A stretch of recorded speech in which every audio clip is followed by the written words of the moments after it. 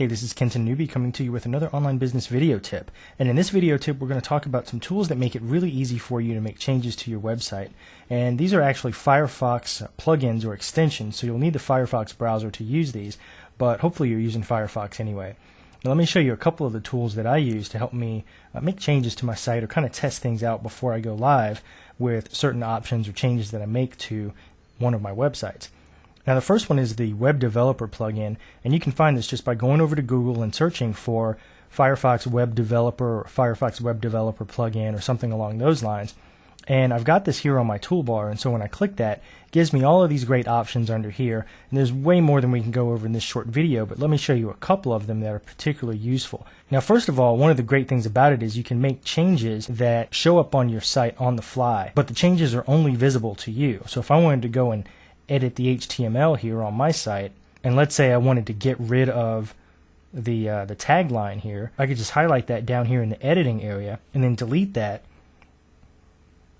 and you can see the screen refreshes and it shows me what it would look like without that tagline. So pretty much any HTML down here I can edit or add HTML in this area and see what it would look like on the site before going live with it, and that way you don't have to worry about maybe adding something to your site and having it not look like you wanted it to, or having it look kind of funky while people are still actually visiting your site. So it gives you a neat way to sort of preview what things would look like before you go live with it. One other thing that I like about this is if we go to the CSS drop-down menu and go to Edit CSS, this gives you some great options for testing out different color schemes or different CSS settings before you go live with those as well. So for instance, if I wanted to go over to my style sheet and maybe edit the color of the links,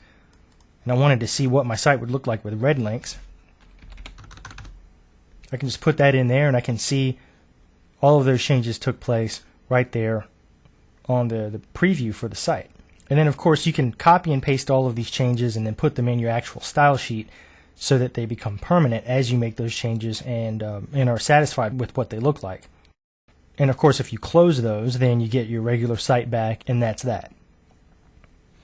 Now, another plugin I like is pretty useful when you're trying to figure out what size image you want to put in your blog post or somewhere else on your site. For instance, let's say that with this blog post here, and we'll just go ahead and load that one up real quick here, I wanted to know how much space I would have to put this image in, because this was a rather large image when I first downloaded it. And so you can use the Measure It plugin, and again, you can just find that by Googling Measure It Firefox plugin or something along those lines, and go ahead and get that up and running on your computer. And then when you get that on your toolbar, you just click on that, and you can see the screen grays out a little bit, and then I can go over here and basically highlight an outline of an area and see how much space I would have. And you can see up here, it's telling me what the width and the height is for this box. So I can pretty quickly figure out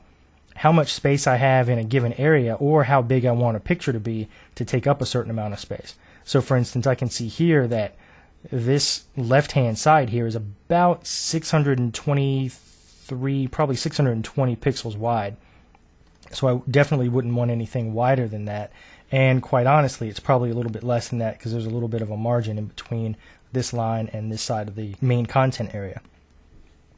So it's pretty quick and easy to just go in here, highlight an area and see how much space you have, and then use those dimensions to give you a rough ballpark for how big a picture you want, and then you can size the picture accordingly, drop it into your blog post or somewhere else on your site, and you're all set. So those are two quick and easy Firefox plugins that make it easy to make changes to your website and do a little bit of HTML editing and that sort of thing if you need to, and I definitely found them to be really great time savers, so I hope you found that useful. That's it for this online business video tip. For more videos, articles, and other info, I invite you to visit my site at kentonnewby.com.